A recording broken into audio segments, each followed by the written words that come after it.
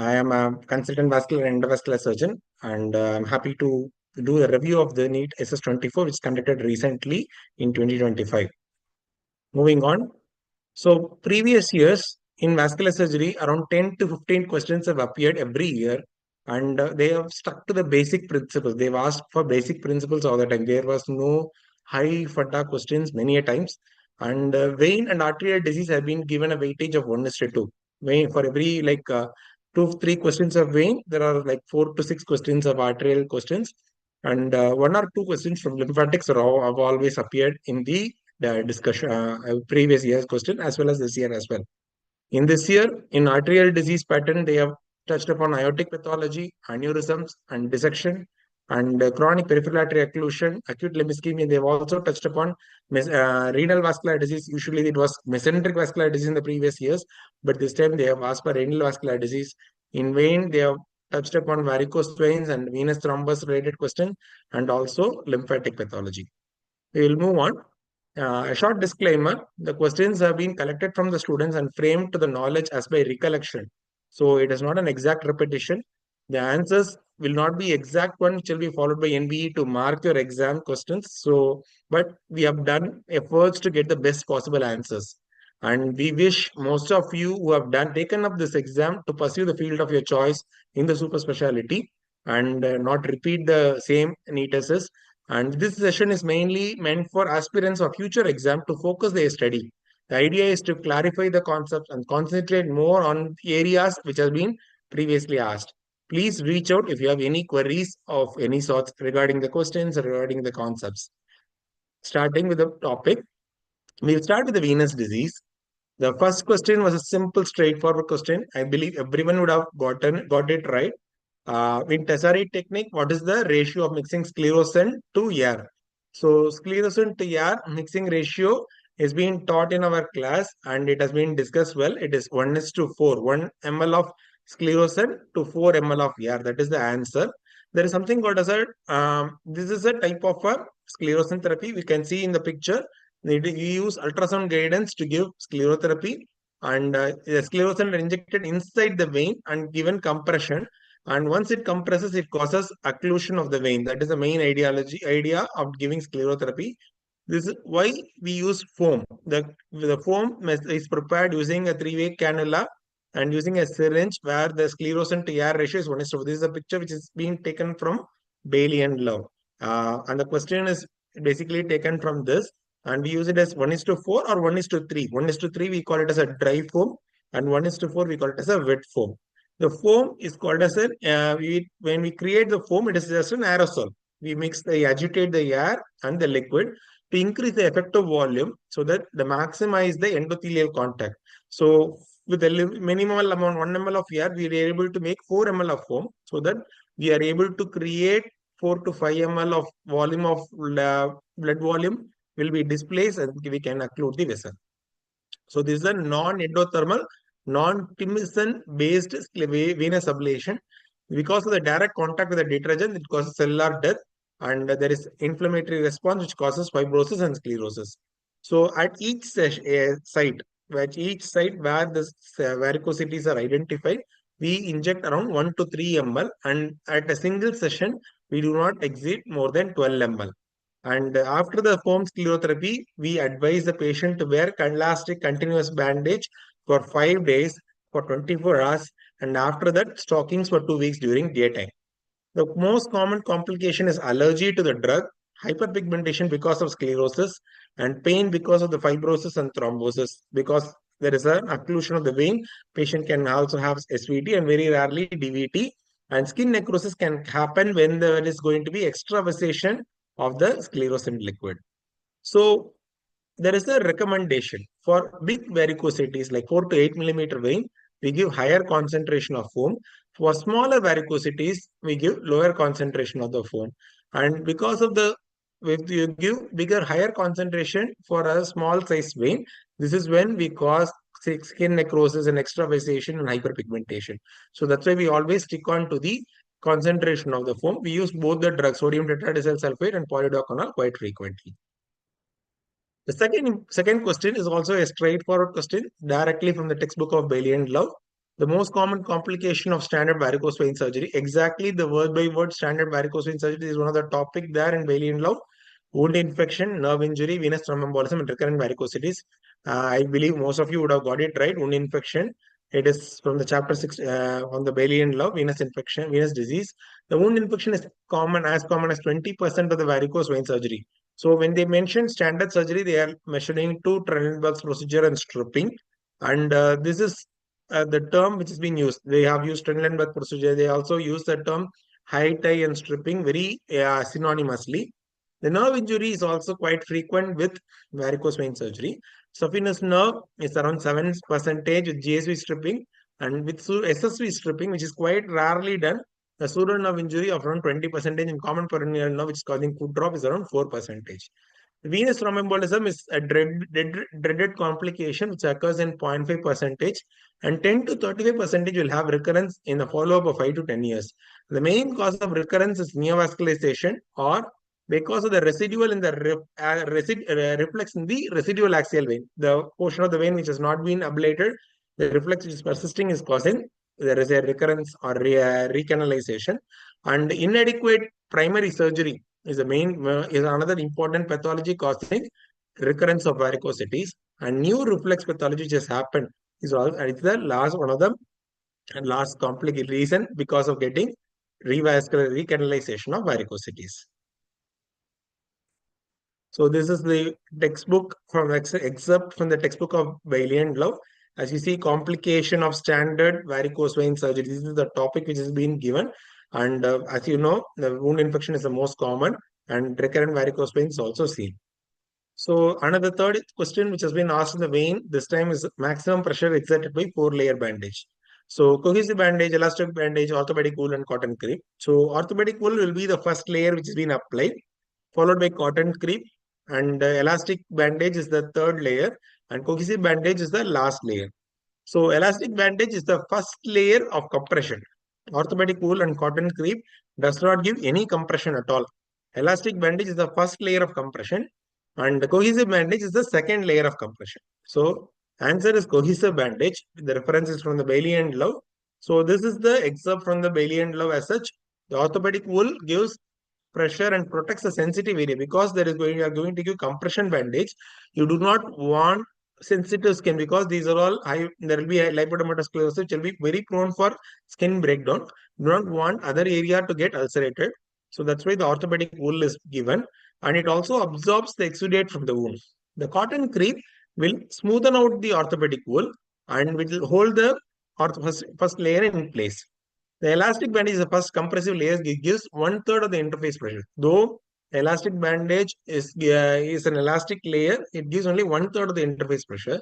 The cohesive bandage, which is the second compressive layer, this gives 2/3 of the interface pressure. So if the question is going to be maximum pressure exerted, then the answer should be cohesive bandage. The first layer, which is exerting pressure, then it is going to be elastic bandage. So how they have asked the question is very important. So cohesive bandage exerts 2/3 of the interface pressure. The ideal interface pressure is around 35 to 40. If we take it around 35 to 40, around 10 to 12 millimeters of mercury is exerted by the first layer, and the 20 to 25 millimeters of mercury is exerted by the second layer. It is usually applied by the specialist, nurse or physician in the secondary care or in the community. And the alternate to the 4-layer bandage is the 2-layer bandage. The 2-layer bandage is also mentioned in Bailey. So this is the excerpt, the 2-layer bandage and the 4-layer bandage. So if the patient is going the 2-layer bandage, there will be a comfort foam layer and only a non-woven cohesive bandage. The cohesive bandage will only be giving the pressure. In patient having ulcer, you should also look for ABPA. If the ABPA is normal, then we can give a compression pressure of 30 millimeters of mercury. But if there is going to be a concurrent arterial disease as well, causing an fall in ABPA less than 0.5 or an ankle pressure of less than 60 millimeters of mercury, revascularization is important before starting any compression treatment. So that is very, very important. So this is about the question of 4-layer bandage. And the other important point which I want to touch is, apart from this, we also got this term called as Bisgard regimen, Unna boot, where the other methods of venous ulcer treatment is also important. You debride the ulcer surgically, mechanically, or chemically, and you give some emollients for the surrounding tissues. Emollient is for surrounding tissues to ensure that there is no skin breakdown, it is well moisturized. And the non-adherent foam colloid dressing is applied over the ulcer, and it is very important to ensure infection control. So many a time these are all not infected ulcers. There is will be only a superficial organism growth. So you should keep on the dressing, and along with this dressing, you should give a graded compression bandage. The graded compression bandage exerts maximum pressure at the level of ankle, and it decreases as we go up to the knee joint. So ankle higher pressure, knee joint will be lesser pressure. So this is another image-based question which we had. I am not very sure if this was the same image was given, but this is the image from the Bayesian love. So I was told that patient has had a Klippel-Trenaunay syndrome, and the image was given. So most appropriate next treatment in this patient. So the point towards saying the patient had Klippel-Trenaunay syndrome is having a nevus and a lateral vein. So we have two veins, which are main veins in the leg, superficial system. One is the great saphenous vein and the other one is the short saphenous vein. Great saphenous vein extends from the medial malleolus to the saphenofemoral junction. So it will be along the medial aspect of the leg at the thigh. The short saphenous vein, it starts from the lateral malleolus, but it goes behind into the posterior compartment of the leg, and it runs in the midline of the posterior compartment and ends in the popliteal vein, or sometimes it go higher up and can end in the femoral vein in the thigh. So it will never run laterally. So if there is going to be a lateral vein which is present, this is an atypical varicosity. Though this is a point towards saying Klippel-Trenaunay syndrome. And these patients are more prone to have occlusion of the deep veins. So the majority of the patient are treated conservatively, and only if there is going to be an ulcer or bleeding, or if the patient is having a chronic serious exudate which cannot be managed by conservative management, then only surgery is given. So I'm not very sure about the options which are given, but I'll just discuss it for the benefit of the future exams. The conservative management, compression followed by surgery if the deep veins are normal, EVLA, laser ablation or radiofrequency ablation for superficial vein, MR venogram to rule out deep venous hyperplasia. So if the patient is going to be given like this patient in the picture does not have any ulcer or bleeding, and question does not give anything. So my answer would be conservative management.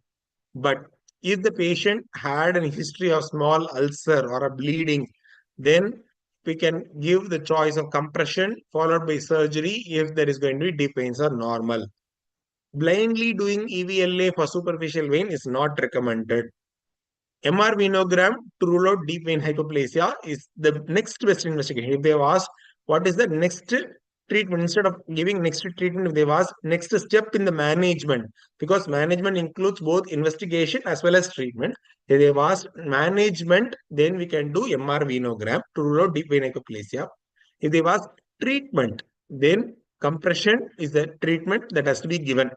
So consider if there is going surgery only if the patient is going to have complication. If there is no mention of conservative management, the next best option if the treatment is asked is compression followed by surgery if deep veins are normal.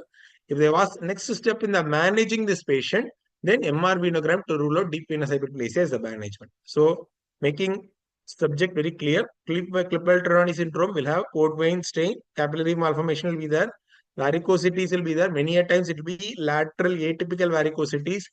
Patient will also have soft tissue and bone overgrowth. Along with this, patient will have foot swelling causing lymphatic malformation. So this is another picture from this is another picture we has taken from our textbooks showing a venous nevus along with varicosities and lipodermatous sclerosis.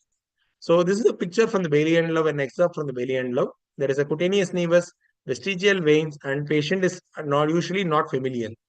Usually they are treated conservatively. This is where this is the one which is the most important. This is conservatively treated condition. It is not medical. It is not compression oisery is the most important thing. And only when the treatment, only in case of very choosy patient, we give laser ablation, and along with this we can also do bony correction and then other things. So very important, only conservative management, and these patients should be given low molecular weight heparin before surgery because they are more prone to develop DVT during surgery. So if they have asked us what is the next treatment of choice blindly, then it is going to be conservative management. If the next master, if they're going to be ulcer or bleeding which is seen, then the option would be compression, not settling down, surgery if deep veins are normal. If they're going to ask a next step in management investigation, then MR venogram is the best choice to assess for deep vein patency. Low molecular weight heparin should be given to all patients because to rule out DVT. So one other condition which has been mentioned in the uh,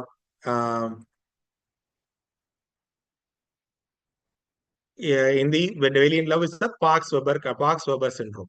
So this is a typical of Parkes-Weber syndrome where there is going to be shunting of blood, a significant overgrowth of the limb hyperplasia, and patient will also have multiple venous hypertension, ulceration, and high output cardiac failure there. The differentiating feature between Klippel-Trenaunay and Parkes-Weber is the presence of multiple AV fistula. Just remember that if the patient is going to have a Klippel-Trenaunay, they will not have AV shunt.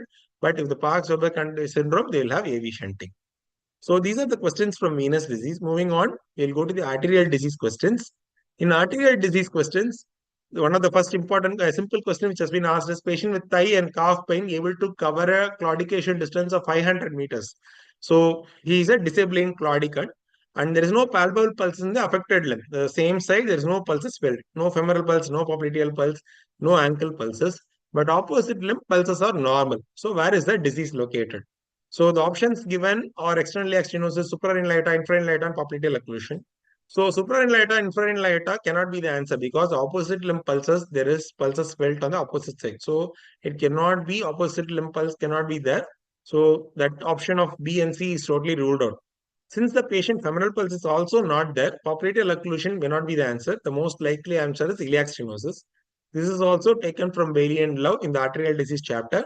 So this is a tabular column from Bailey and Love. It has been there in the previous edition. It is there in the present edition. So in aortoiliac occlusion, there will be claudication in buttock, thigh, and calf. Patient will have bruit over aortoiliac region. Femoral and distal pulses will be absent in both the limbs. And patient will have impotence. It is vasculogenic cause. It is a triad of which is known as Leriche syndrome. We have mentioned, we have given this tabular column. We have discussed this in questions in our classes. And we have given, and the tabular column, they have asked the same question. So usually we were thinking of, they might ask you aortoiliac occlusion, but they've asked us iliac occlusion. Next line, they have asked us question. Unilateral claudication in thigh and calf, and sometimes the buttock, unilateral absence of femoral pulses and distal pulses. This was asked in the question. If they are going to ask you femoral popliteal occlusion, there will be calf claudication, femoral pulse will be palpable, and absence of unilateral popliteal and distal pulses. If the patient is going to have a distal obstruction, that is below the occlusion, below the level of popliteal artery, in the level of anterior tibial or posterior tibial or peroneal artery, femoral and popliteal pulses will be present, but ankle pulses will be absent, and claudication will be confined to distal calf and foot. Okay. So the sixth question is pseudoclaudication. The pseudoclaudication is due to option A was lumbar canal stenosis, B femoral artery stenosis, popliteal artery stenosis, and aortic occlusion. So pseudoclaudication means claudication. The word is developed from the Latin word limp. That is patient to limp. It is developed. Claudius, the Greek emperor, used to limp. That is why the term was developed, claudication. And the claudication distance, as mentioned in the previous questions, mean that is a distance they are able to cover to have that pain. If it is going to be a true claudication, it is an arterial disease. If it is going to be a pseudoclaudication, it is not an arterial disease. And the most common cause of pseudoclaudication is neurological. So the answer is lumbar canal stenosis. Neurological condition, it is a lumbar canal stenosis. Remember this: arterial claudication, neurogenic claudication, and venous claudication. Arterial claudication, patient will be, stenosis will be there, and usually the affected calf and thigh and buttock unilateral is main and bilateral in case of aortoiliac occlusion. Okay. So they will be able to walk and they will be forced, they will have forced to take cessation of walking will be there. Once they stop walking, they will be 1 to 2 minutes, they will be able to relieve, if I feel the relief of pain, because all the metabolites have got washed out and they will become better. The pulses will be reduced or absent. A straight leg rising will be normal. If the patient is going to have neurogenic claudication like lumbar canal stenosis, spinal stenosis, this is what is called as pseudoclaudication. Patient will have shooting pain, and this is usually associated with either tingling or numbness. And it is, if the vein is going to have a big disc bulge causing bilateral or big spinal stenosis causing narrowing, it's usually bilateral. And there will be relief will be usually seen with change in posture, not by walking, cessation of walking. Patient will have relief of cessation of walking, which will gradually subside, but the posture change will also cause relief of pain. And it's usually not related to the same distance. Patient will be able to walk, say, 100 meters today, 500 meters tomorrow, 1 kilometer the day after tomorrow, or a different distance, and our patient will be able to have pain on the same distance itself. So in arterial, it is a reproducible pain. Arterial, it will be a reproducible pain, whereas in neurogenic, it is not reproducible. It will be varying. And there will be normal pulses and straight leg remain rising will get limited. That is very important. Whereas in venous claudication, the pain will be bursting in nature. Whereas in arterial claudication, it is a cramping type of pain. Venous claudication will be bursting type of pain. And it is always usually associated with patient having skin changes. Patient has CVA changes will be there. And we can also see visible varicosities. So having visible varicosities, CVA changes will help us know whether it is arterial claudication or venous claudication. And whether there is going to have change in posture changes, then it will help us to suggest it is neurogenic claudication. Okay. So moving on, next question. 50-year-old female with uncontrolled hypertension on 3 drugs with giddiness and bruit. The bruit is heard over both systole and diastole, and patient has anuria, which is true. So I was previously, they have asked 2 years, they have asked mesenteric artery ischemia. This year, they have asked for renal artery stenosis. This is a question of typically of renal artery stenosis. What are the features in favor of renal artery stenosis? Female patients, more predominant, uncontrolled hypertension. This is the word we have discussed in class also. Hypertension, they have given it specifically for you as a clue to say that it is renal artery stenosis. They have given the answer in the first word itself. And patient is on 3 drugs. 3 drugs is quite a number of drugs, and they are also having, in spite of being on 3 drugs, patient is having uncontrolled hypertension, giddiness, and bruit. And the bruit is third of systole and diastole because that is significant stenosis. And patient has end organ damage by causing anuria. Renal failure is starting to happen. So how can you manage this patient? Patient, if there is going to have renal revascularization, in renal artery stenosis, the management is revascularization if there is going to be end organ damage. We'll just see it. And conservative management by increasing the dose has no role. Patient anti-impulse therapy is not, this is not a case of aneurysm or dissection, this is a case of renal artery stenosis. And this is not a case of aortic rupture also, because there is nothing to say that there is aortic rupture. There is no fall in BP, there is no pain in the back, there is no lump in the abdomen which is pulsatile or anything. So there is nothing to say that the patient is having renal aneurysm aortic rupture. The case of renal revascularization after non-contrast or after imaging. The most commonly done imaging is either a diagnostic digital subtraction angiography or non-contrast MR angiogram. So my choice would be to do a option A, where we can do renal revascularization after non-contrast MR angiogram or digital subtraction angiogram. This is a question directly taken from Schwartz. The renal revascularization has been discussed only in Schwartz and not in Bailey law was submitted, but we have mentioned this renal revascularization because they have caused mesenteric vascular disease. We have emphasized on renal artery disease in our presentation also. So clinical picture of renal revascularization, patient who are having a diastolic blood pressure more than 100 millimeters of mercury, 2%, but if the diastolic blood pressure is higher than 125, 30% prevalence. And systolic and diastolic abdominal, this is the same slide is there in our material, same slide is there in our classes. Systolic and diastolic abdominal bruit will be there. And diastolic blood pressure will be more than 115. Sudden worsening of hypertension, uncontrolled hypertension, 3 plus meds, and patient will have renal insufficiency. Patient end organ damage is present. All patients with hypertension, especially elevated diastolic blood pressure, you should suspect renal hypertension. The duplex can be helping in guiding us. The MRA with gadolinium contrast or DSA, digital subtraction angiogram, is a gold standard because you can also assess pressure gradient. If there is going to be a 10 millimeter pressure gradient, then it is significant to say that there is going to be renal artery stenosis. This is anatomical assessment. This is anatomical assessment. So there is a functional assessment. So whether to say that patient will benefit from renal revascularization, you do couple of renal functional assessment. One is the DTPA. DTPA stands for diethylene triamine pentoacetate. You give captopril DTPA, captopril renal scanning. You do a renal scanning before and after captopril administration. If there is going to be increase in P activity after 11 minutes or GFR ratio of size of 1.5 to 1, that means patient will have benefit from renal revascularization. This is the non-invasive functional assessment. This is the non-invasive functional assessment. The invasive functional assessment is renal vein renin assay and renal systemic renin index. It's a calculation. You do a femoral vein puncture, get a catheter into the renal vein, sample the renal vein kidney, renal vein, sample the blood sample from renal vein, sample the blood sample from IVC, blood sample from opposite kidney. If the patient is going to have renal artery stenosis, that means the glomeruli will have comparatively lesser blood pressure in comparison to opposite side. So the kidney will think it is having less blood flow. So it will start secreting more renin to increase the blood supply. So if the renal vein renin is increasing, renin is increasing, that means there is going to be significance. Only if it is more than 1.5, renal vein renin ratio in comparison to opposite side is more than 1.5, then the patient will benefit from revascularization. But there is bilaterality is also very common. That's why we use the renal systemic renin index. Is mainly mentioned for bilateral cases.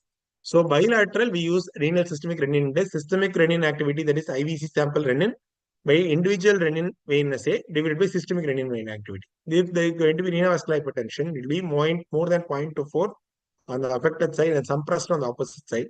If it is going to be bilateral, elevated on both sides with more than 0.48. So if there is going to be renal systemic renin index, then we can say that the patient is going to have bilateral, we should do that.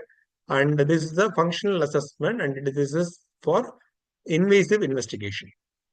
So whom do we treat? We do give treatment not for everyone. The treatment is recommended for only for angiographic stenosis more than 70% and patient who are having significant occlusion, say more than 70% occlusion, patient having a pressure gradient or renal vein renin ratio more than 1.5 to 1. None of these are there in our question, but we had other things. Progressive hypertension, patient is having a rapidly deteriorating renal function, patient intolerance to antihypertensive medication, patient is having giddiness, patient might have been started on Arcamin, that is alpha channel block, alpha agonist. So patient is having giddiness because of that. So intolerance to antihypertensive medication, these are all, the patient is getting to dialysis, end organ renal failure. These are all clinical criteria, absolute indication for renal artery revascularization. So renal revascularization indication has been clinical criteria and angiographic criteria. This is also an excerpt from our class. And most common, the next question is the most common re-intervention after endovascular treatment for AAAS. So we have mentioned this in our classes. We have mentioned this in our Bayesian law update. That endoleak has been added to the new Bayesian law. 7th edition of Bayesian law did not have endoleak, but 28th edition of Bayesian law has endoleak, which has been added because we are doing more and more endovascular aneurysm repair for AAA. And the most common complication after the endovascular complication is endoleak. Stent migration, graft failure, limb occlusion are also there, but they are less common.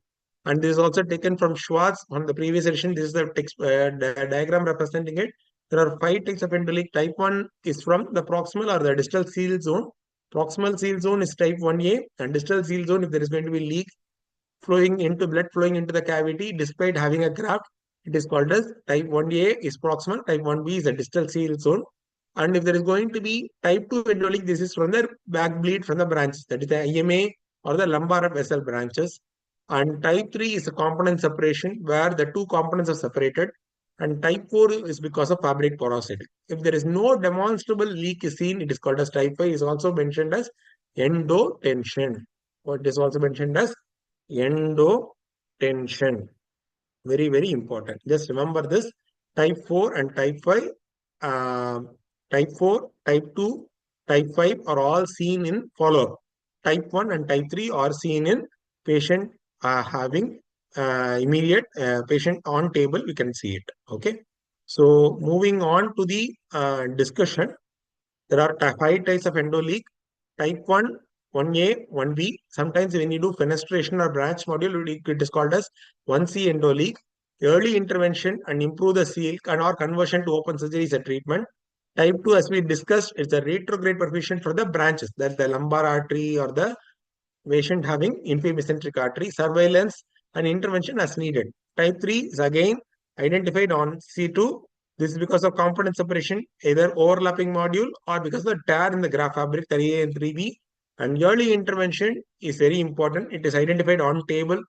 Type 4 is in the follow-ups. In surveillance, perfusion is because of porosity of the material. With time, the material has gotten weakened. So because of it, we need to reline the stent graft. Type 4 is also called as endotension, expansion of sac with no identifiable source, and surveillance and intervention of reline or open surgery is a treatment of choice. So next question again from the aneurysm. Which of the following patient with AAA can be managed conservatively?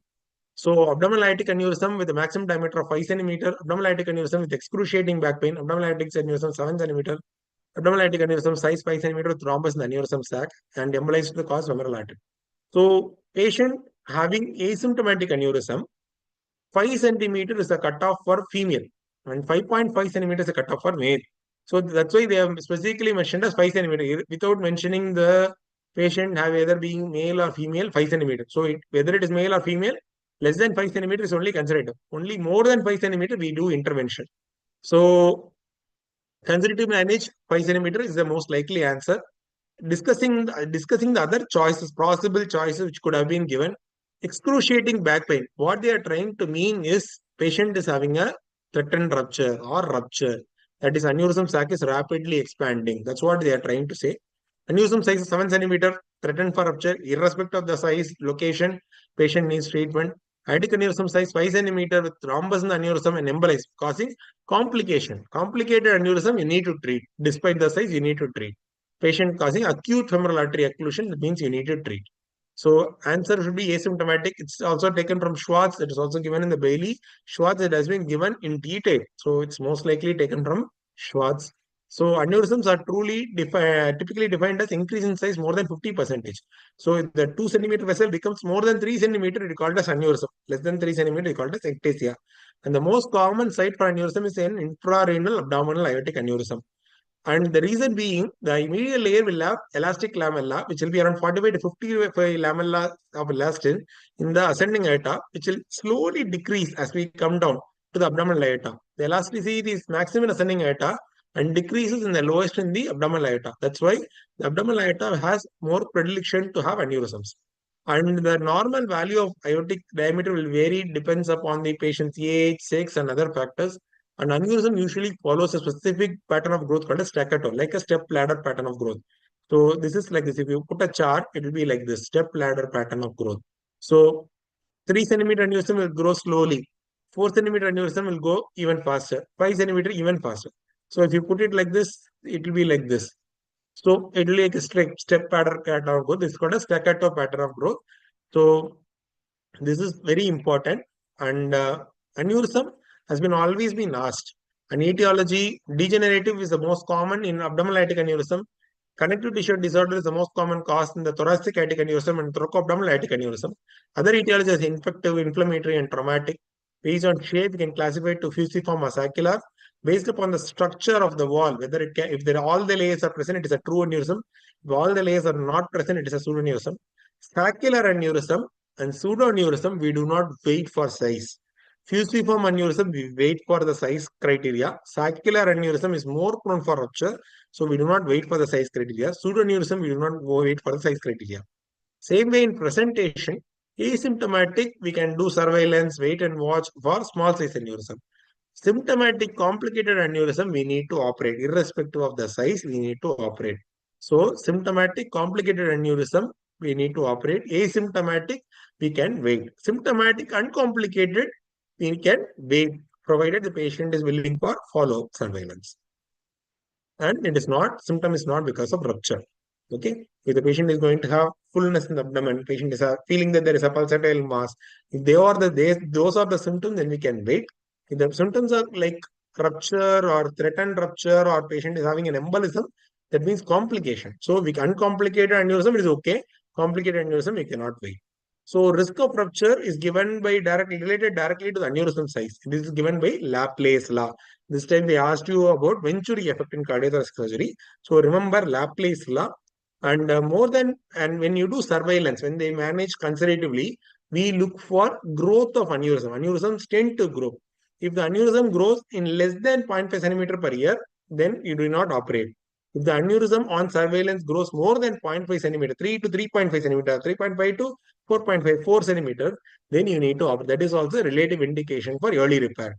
Unless ruptured or symptomatic, patient, if you treat them, it is called as a prophylactic repair. And risk of aneurysm, why do we decide upon 5 centimeter, 5.5 centimeter is because then the risk of aneurysm rupture treatment exceeds the risk of all-cause death in these patients. That's why we intervene. So if it is going to be a small AAA, the aneurysm risk of rupture is only 1%, whereas risk of estimated 5-year risk of rupture is 5 to 10%. Surgery itself is carrying a risk of 5 to 10%. That's why we do not operate less than 5 centimeters. Moderate AAA, the aneurysm risk of rupture is 2 to 5 centimeters, and 5 years risk is 30 to 40%. That's why they need to be closely on surveillance. They need to have surgery, and large AAA have more annual risk of mortality than surgery itself. So that's why we operate on them. So surgery, AAA surgery carries a mortality risk of around 5%. Remember that. So this is the criteria, different criteria for different position. Abdominal aorta 5.5 centimeter, descending thoracic aorta 5.5 centimeter when TVAR is possible, and it is going to be 6 centimeter when open repair, less for Marfan syndrome. Arch aneurysm 5.5 centimeter, all patient, any size patient is having a compression symptoms, then you need to operate.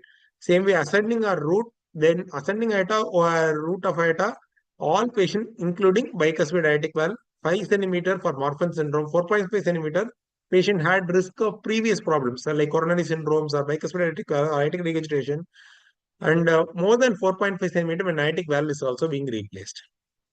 So principle of intervention or location of the lesion, extent of the disease and technique of the repair. Aortic root and ascending aorta elective repair and mortality rate is less than 5%. And descending thoracic aortic aneurysm, TVAR is better. TAAA, thoracoabdominal aortic aneurysm, open surgery better than endovascular. Abdominal aortic aneurysm, open surgery is better than endovascular, but provided the patient is having good longevity.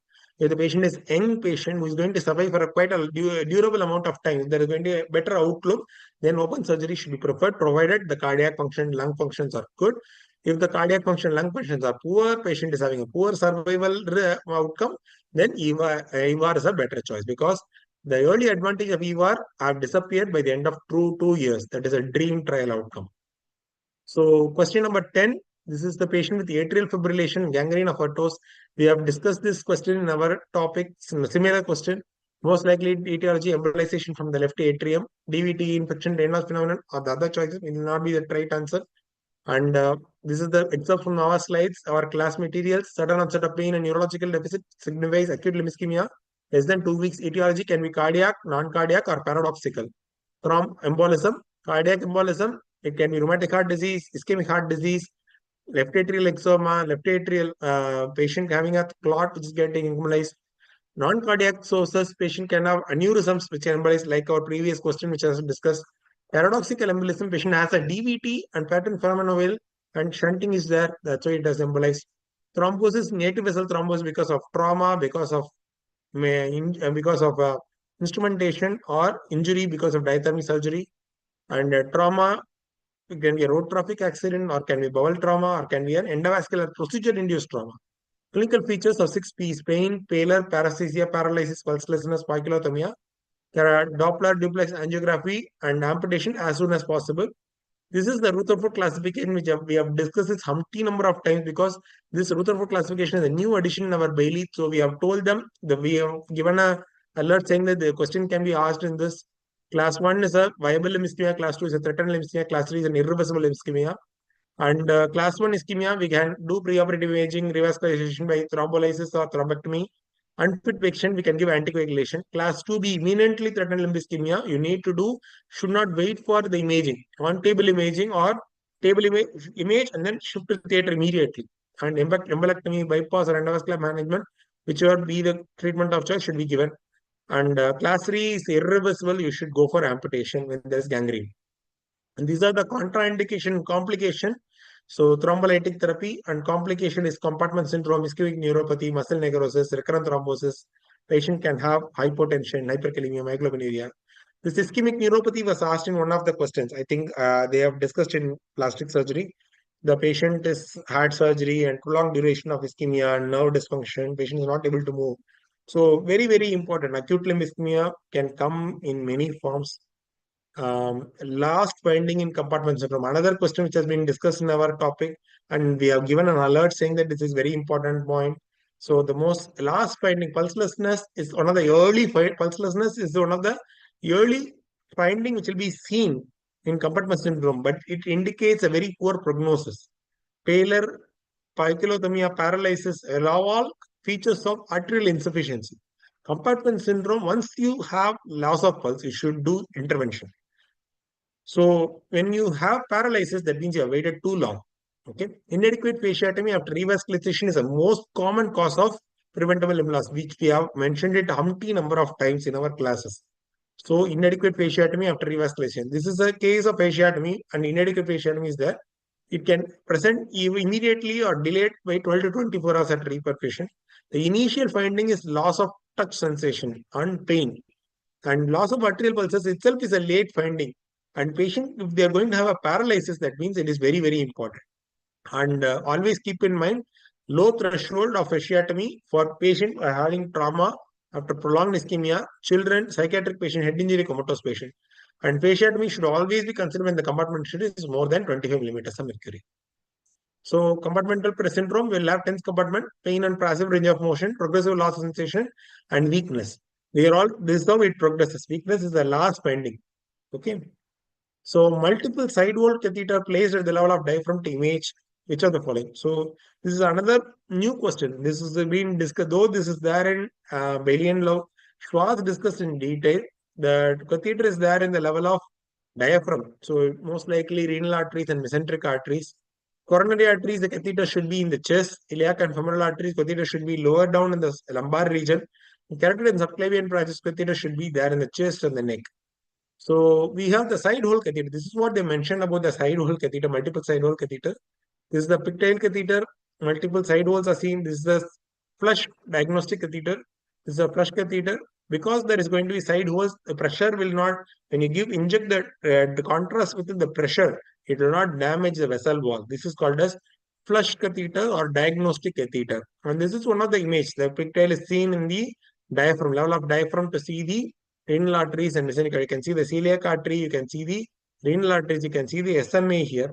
So this is how what they have asked us, and this is there in the Schwartz, this is there in our books, and we have discussed this also. And this is a question where the stent is placed. I think this is an image-based question. Most like I am not sure if this was the same image which was asked, but a similar question is placed. You can, if you look at the image, the trachea is here, and you can see the stent here. So the stent is most likely placed in the descending thoracic aorta. So this is possibly a descending thoracic aortic stent. And if there's going to be LAD stent, it should be here over the surface of the heart. And if it is going to be a tracheal stent, it should be in the tracheal important. And renal artery stent will be lower down in the abdomen. So this is aortic stent. And question 14 was patient was on warfarin clopidogrel plan for procedure. What we prepared for managing bleeding. I believe one of our faculty should be discussing this in the general surgery aspect, but I am discussing this because DVT management and the drugs for DVT has been discussed in detail in Schwartz. Okay, in the venous topic, DVT has been discussed in detail. Platelets transfusion will not help in reversing clopidogrel induced bleeding. Platelet transfusion will not help in clopidogrel induced bleeding. But warfarin induced bleeding can be reversed by fresh frozen plasma. So the better answer should be fresh frozen plasma, Schwartz 989. And this is another question. I believe some other faculty might also discuss. This has been taken from our lymphatic topic. I'm just touching it because this is given in miscellaneous, but I'm just touching it. Regarding VGF, which is true, VGF, we have mentioned it umpty number of time in our classes when we took lymphatics. VGF are receptors, VGF3, VGF type C, type D receptors are very, very important for lymphangiogenesis, angiogenesis, and vascular permeability. That is what is causing lymphedema. There has been even molecular treatment, recent advances treatment of giving VEGF And this has been practiced in mouse, like genetic modification has been, studies are also being conducted. We have discussed this also. VEGF is also a receptor which is associated with our primary lymphedema, congenital lymphedemas, Milroy disease, and other congenital primary lymphedema. VEGF is the primary pathology. So heterodimer along with TGF and EGF. If you are not sure, TGF and EGF are mainly for actually the keratinoid and fibroblast situation, wound healing. EGF and TGF helps in. And VEGF usually combines with placental growth factor.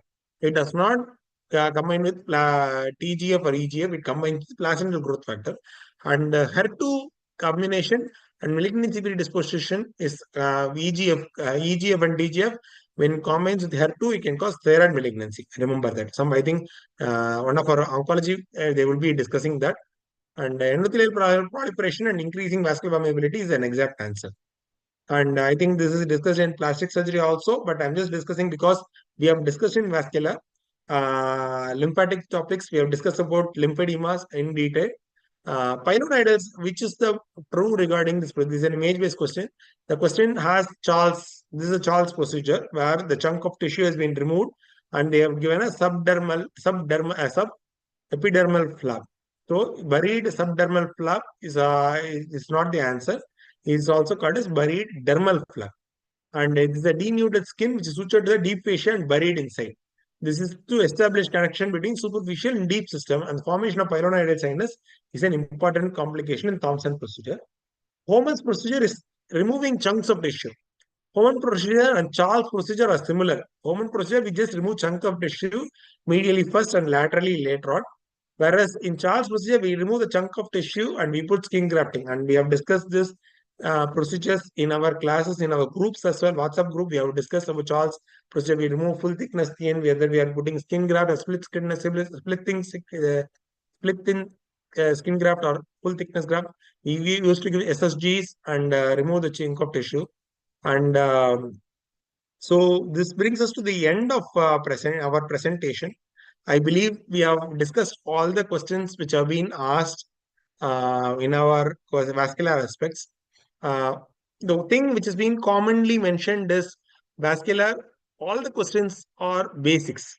They have been asked on principles. There is no high funda question. There is no super fluent question. But the problem is many procedures are being practiced nowadays. Previously, there was no endovascular procedure just not happening much, but nowadays, lot of endovascular questions are happening, and I think we need to be familiar with this. And this time they have not asked about vasculitis. Previously, they have mentioned about vasculitis, but this time they have not asked about vasculitis. But other things they have asked, and I believe I have tried to touch upon all the major aspects.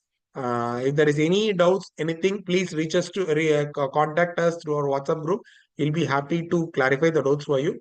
All the very best for the students who have excelled in the exams, and they have got their seats of their choice. And for those who have not got the seat of their choice, they want to pursue again, all the very best. And my prayers and wishes are there for you to excel in the field of your in the exams and to quickly join the specialty of your choice. All the very best again. And I thank Dr. Anaram sir and the Doc Tutorials faculty for giving us the opportunity. Okay. Thank you. Bye.